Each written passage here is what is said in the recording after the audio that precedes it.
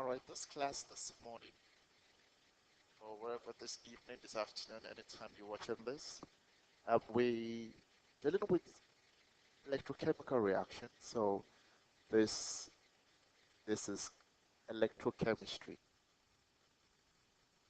Electrochemistry.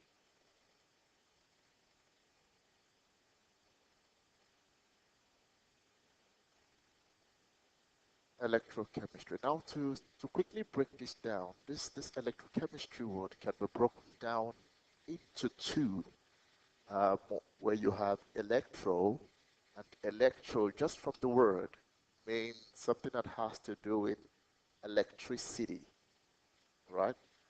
And chemistry has to do with the word chemical. But when we talk about electrochemistry now, we're looking at the relationship between electricity and chemical. But basically, we're dealing with energy conversion here. And so with electricity, we could say we're dealing with electrical energy, while with chemical, we deal with chemical energy. So basically, we're looking at the relationship between electrical energy and chemical energy. So we will be looking at how to convert electrical energy to chemical energy and how to convert chemical energy back into electrical energy. So we have a full cycle. And these are things that happen on a daily basis, everywhere we are. So we're looking at electrochemistry, electricity chemistry, electrical energy, and you have your chemical energy. By the way, on electro, on the side, we could actually come again with the word electron, electron, electron. So can you see they're all having the same uh, the pronunciation, just it's a derivation from electric. Electro, you have electricity, you have electrical energy, and everything lies on electrons. And in chemicals too, we do have electrons. So electrons actually stand in between both of them because chemicals, all our elements are made up of, we have electrons there. And electricity is simply the movement of electrons. So we already create a relationship between electrical energy and chemical energy. But it is important that as we start the class, we need to lay foundation on definitions. There are certain definitions that are very, very, very important. And the whole of this electrochemistry actually lies on what you call oxidation and reduction. This we started a bit in grade 10, did a bit, went a bit further in grade 11. Now I want to look at the application of oxidation and reduction. But we need to define them first. And we can define them in terms of so many things. But for the purpose of this, we will define in terms of two things. We will define oxidation and reduction in terms of electron transfer. I will define oxidation and reduction in terms of oxidation numbers.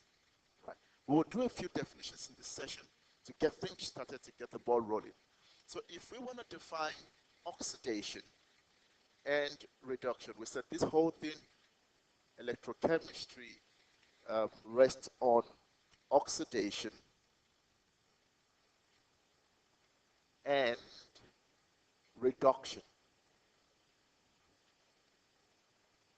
We said we can define them based on electron transfer, and we can also define based on oxidation number. All right, oxidation number is a grade 11 concept. We will try to see if we can bring you up to speed on oxidation number. All right, how do we define oxidation and reduction in terms of electron transfer? let's do this. Let's create a table and say electron transfer. So electron transfer, and then we have oxidation and reduction.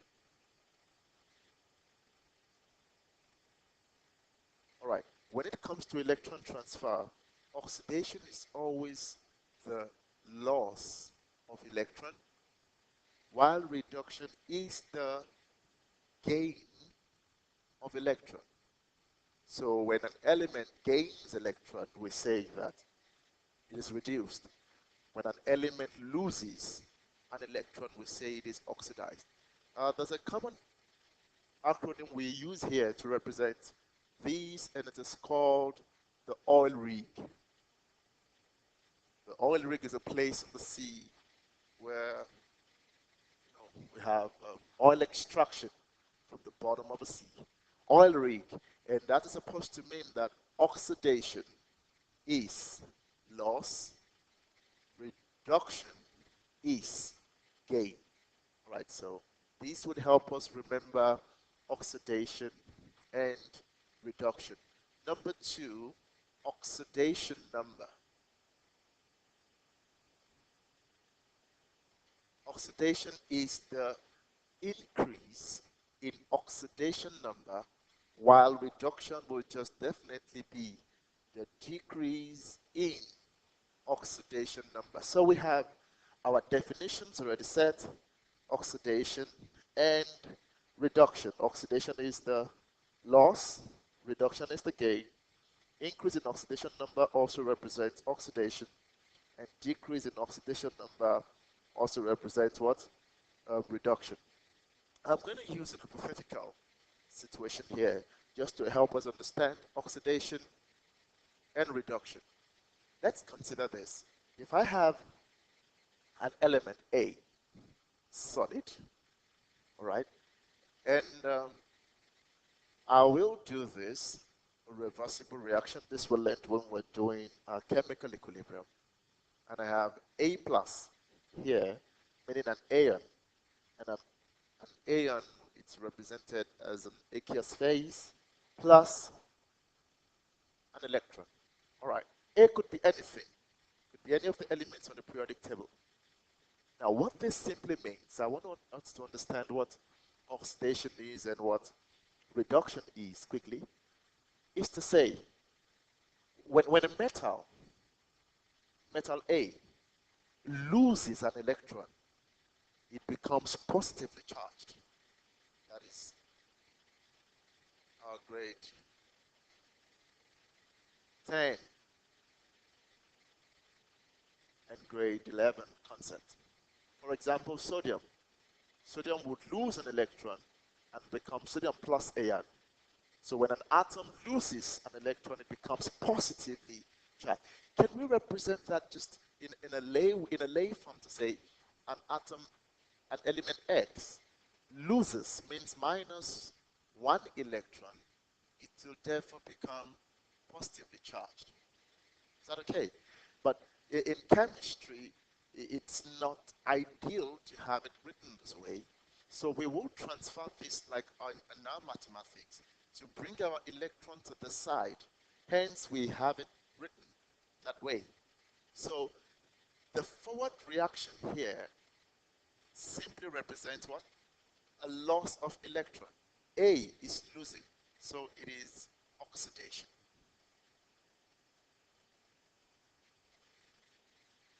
The reverse reaction, however, is an ion gaining electron, so that if it gains, here it gains, and then we call this what? Reduction. So the loss minus electron represents oxidation, and plus electron gaining means what? Reduction. I'm going to explain something a bit in a crazy form just now, just to help you understand a few things. So we have a solid moving into an aqueous. Solid, can we say a solid is visible and aqueous is invisible? For me to move from something I cannot see to something that I can see, it means it is reduced, the level comes down. So moving from the invisible state, invisible realm, to the visible realm simply represents reduction. I think that just makes sense. So when you have an aqueous moving into a solid, we call it reduction. And when you have it the other way around, we say it's oxidation. I want us to consider an example here quickly so that we will see what this is all about. If we check the reaction between copper and zinc, because I want to mention something very quickly here. Zinc plus copper 2 plus, all right, to give us zinc 2 plus plus copper solid. Just to, we'll deal with more explanations on this, but I want us to see something here quickly. All right. First, let's start with this oxidation number. The oxidation number of a free state, of an element in a free state is 0. So oxidation number of zinc here is 0. Copper here is also 0. Oxidation number of copper 2 plus becomes positive 2. Oxidation number of zinc 2 plus also becomes positive 2. I want us to see the trend of behavior. Zinc moves from oxidation number of 0 to positive 2. That's an increase. That's an increase. So what do we say? That is oxidation. Zinc is oxidized from zinc metal to zinc 2 plus. On the other hand, copper 2 plus is reduced from positive 2, try to use something different, positive 2 to 0. What is that? That is a reduction. That is reduction because there is a decrease in oxidation number. So copper 2 plus is reduced to copper. Zinc solid is oxidized to zinc 2 plus. And this helps us with the understanding of what we did earlier on. If I continue down, zinc became zinc 2 plus. Can you see we're moving from the solid to the aqueous here? For zinc to become positively charged, it must have lost 2 electrons. And losing of an electron is oxidation. But remember, we don't write it conventionally that way. We write it this way. On the other hand, copper 2 plus on the left side, when it gains 2 electrons, becomes oxidized to copper solid. From the invisible again, the aqueous, back to solid, which means it's been reduced here while it's been oxidized. I want to explain something on this reaction quickly again as we go further. We have zinc plus copper 2 plus, and we have zinc 2 plus plus copper. We say that this one here, zinc, is oxidized while this is reduced. But my question would be, what causes zinc to be oxidized? Because here is copper 2 plus. Copper 2 plus needs 2 electrons. So it's going to grab, it's going to steal these electrons from zinc. That's why copper is reduced. So zinc is oxidized because copper takes the 2 electrons from zinc. So copper is the reason why zinc is oxidized. I don't know if that makes sense. If there is no copper, then zinc would not lose its 2 electrons. But because copper is present, zinc would lose its 2 electrons to copper. Because copper is hungry. Copper 2 plus is hungry. Wants to become copper solid. So Copper 2 plus is the reason why zinc loses its 2 electrons. So copper 2 plus becomes the oxidizing agent. Very key, very key. Becomes the oxidizing agent. It is the agent that causes zinc to be oxidized. And on the other hand, copper would not be reduced if there is no zinc. So zinc is oxidized, but it is our reducing agent. It is the one that causes copper 2 plus to be reduced. So we've established something now to say whatever is oxidized is a reducing agent, and whatever is reduced is an oxidizing agent. So this is the first definition that we need to run through when it comes to redox reaction. Understanding that oxidation is the loss of electron, reduction is the gain of electron.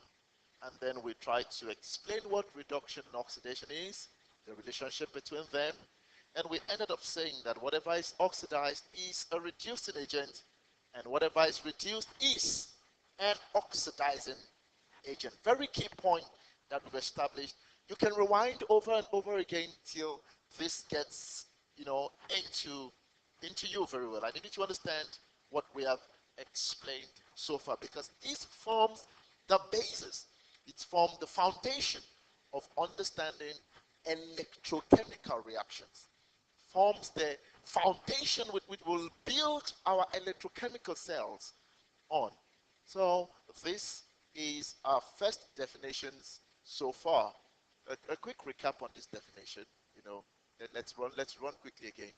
We said electrochemistry has to do with electricity and chemical. Electricity has to do with electrical energy and chemical energy. So the whole of electrochemistry runs through the conversion of electrical energy to chemical energy, and then chemical energy back into electrical energy. And we said the point of connection between these two, as you've seen in our explanation, has to do with electrons. It's just all about electrons. We should have called it electron study. It's a study of electrons all through. We said oxidation and reduction can therefore be defined as the oil rig. Oxidation is the loss and reduction is the gain of electrons. And that also affects our oxidation number, to say that there is increase and decrease in oxidation number, which represents oxidation and reduction. And here we just use an hypothetical statement by saying A is a solid material. When it loses electron, it becomes A plus. Remember, a quick one. Look, sodium is the 11th element in the periodic table. It has 11 protons, positively charged, and it has 11 electrons. The net charge on sodium atom is going to be positive 11 minus 11, which is equal to 0. 11 coming from the negative, positive coming from the proton here. When sodium now loses, remember sodium has its first orbit full, it has the second orbit with 8 there, and then the last orbit. Now sodium wants to obtain the octet rule. Octet rule. It has to lose this electron. When it loses this electron, it has 10 electrons left, but it still has 11 proton. Therefore, the net charge becomes plus 11 minus 10, which is positive 1. And that's why sodium ion becomes sodium plus. That's why we said earlier on, when an atom loses, it becomes positively charged. Well, what if it gains? Let me just quickly help us with that. Chlorine, for example, chlorine is the 17th element. It has 17 electrons and 17 protons. If we draw that quickly, it's 2 there. Don't mind this drawing, it's very small.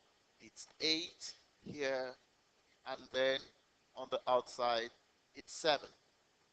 To obtain the octet rule, Octet means it needs to have 8 in the outermost shell. It needs 1 electron. So sodium is losing 1. Chlorine will be gaining this 1 here. If it gains, the number of electrons automatically increases to 18 electrons, but the number of protons still remains as 17. What is the net charge therefore? It's going to be 17 minus 18, which is negative 1. Hence, chlorine ion is written as that. So when it gains, it becomes negative. When it loses, it becomes positive. I hope that you remember that from grade 10 and grade 11. So here we just, a quick example. We'll understand this reaction later on.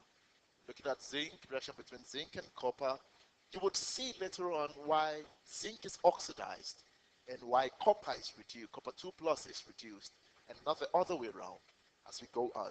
Increase in oxidation number, oxidation, a decrease in oxidation number is called reduction, and we also use that to explain that zinc had to lose 2 electrons, become stable, remember, and then becomes zinc 2 plus. The loss is oxidation. And the other way around for copper 2 plus, gaining, we said it becomes reduced. And here we try to put, um, to explain that what is reduced is our oxidizing agent, and whatever is oxidized is our reducing agent. This is a very foundational, concept that we need to understand when it comes to oxidation and reduction. If you have any question, please check with your materials again. Watch this video over and over again, and then things will just be all right. Okay, before this session ends, I want to talk about electrochemical reactions. We said these electrochemical reactions are basically redox, oxidation, and reduction.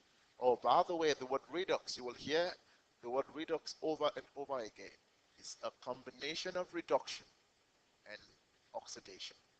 That's how we have the word. So the word redox means both reduction and oxidation reaction are taking place simultaneously at the same time. So one would lose and the other one would always gain. Hence we have a redox reaction. All right. So electrochemical reactions, simply has to do with transfer of what? Electrons. Transfer of electrons.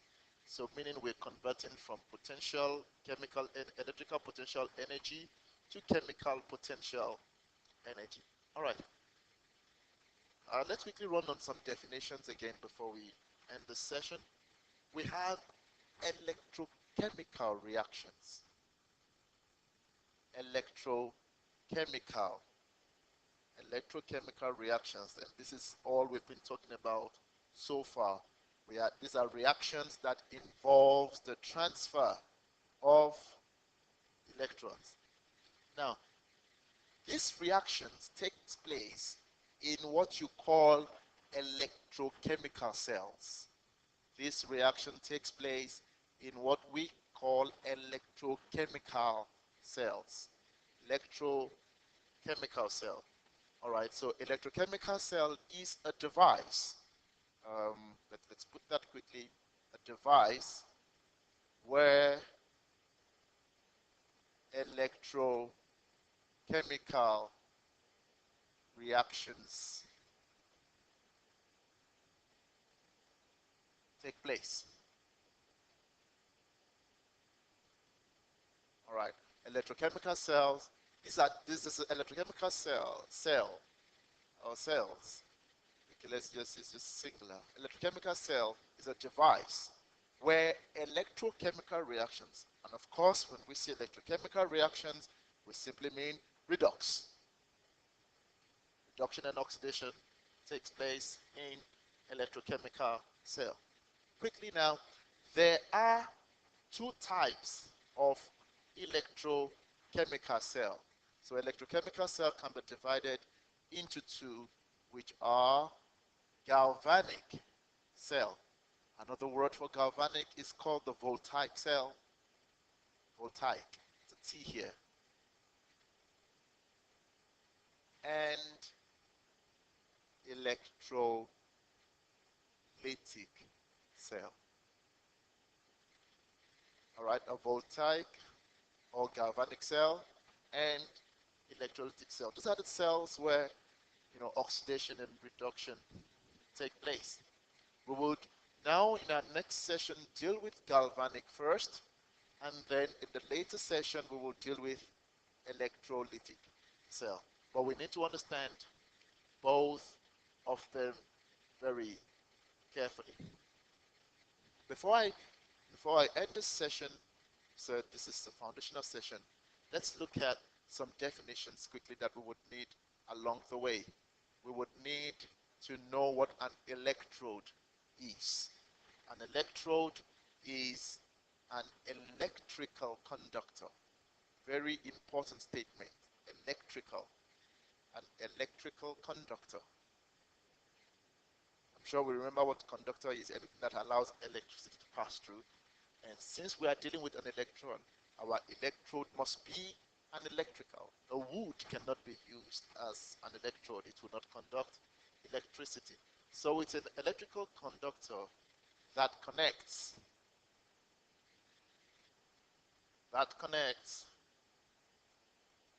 um, electrochemical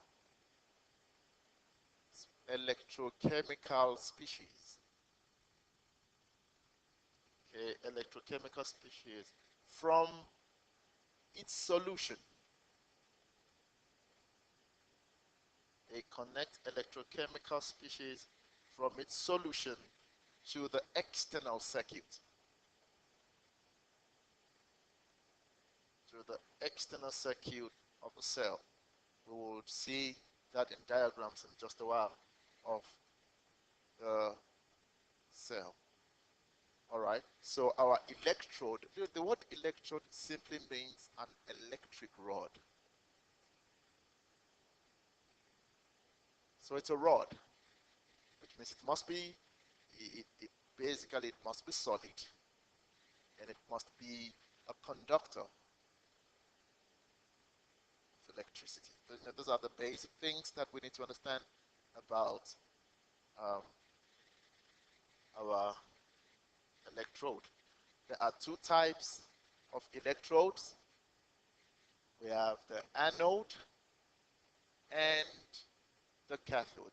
At this stage, it is very difficult to tell you which is positive or negative because they change roles in these two different cells. But one thing I want us to understand and know perfectly is that oxidation will always take place at the anode, and reduction will always take place at the cathode. Reduction will always take place at the cathode. We have a simple way to always remember this. Red Cat. If you are a fan of peanut butter like me, there is the Black Cat peanut butter. So we use that. So next time you go into a store and you see a peanut butter Black Cat, think quickly of a Red Cat, simply meaning reduction will always take place at the cathode. And here we have something like an ox. Ox is an animal, and an ox just simply means oxidation will always occur at the anode. In any of the cells, whether the galvanic or whether the electrolytic cell, these reactions remain the same at these electrodes. At the cathode, you will always have reduction, and at the anode, you will always have oxidation. Oxidation. All right. Um, in the next session, we will deal with galvanic cell quickly and run through the different types of galvanic cells that we have. I hope these definitions have been okay for you. Remember, you need to watch this video over and over again. This is the foundation of electrochemical reactions. If we understand this very well, it becomes very easy to walk through. Thank you for joining us in our first session. Bye.